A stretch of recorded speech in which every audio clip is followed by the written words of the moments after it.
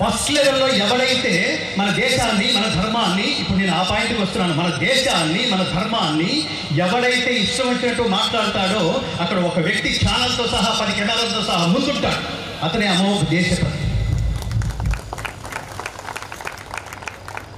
జీవితం అంటే సరదాగా అనిపిస్తున్నారా? నేను నా ఫ్యామిలీలో 10 మంది, లేదా నా మీద ఆధారపడ్డ 15 మంది 20 మంది, ఇది కాదు జీవితం మిత్రులారా.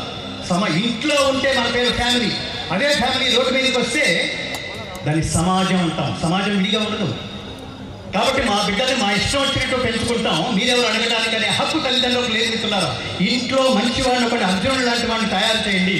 వాడు బయటకు వెళ్తే కొన్ని కోట్ల మంది అర్జునులు సృష్టిస్తాడు, కొన్ని కోట్ల మంది వివేకానందను సృష్టిస్తాడు. ఇంట్లో వాడికి ఏది కావాలంటే వాడికి అనవసరమైనవి కూడా వాడికి కొనిపెట్టేసి వాడిని ఇష్టం వచ్చినట్టు అతి ప్రేమ చూపించి వాడిని నాశనం చేయి, వాడు రోడ్డు మీదకి వెళ్ళి ఇంకొక కొన్ని వందల మందిని నాశనం చేసేస్తాడు.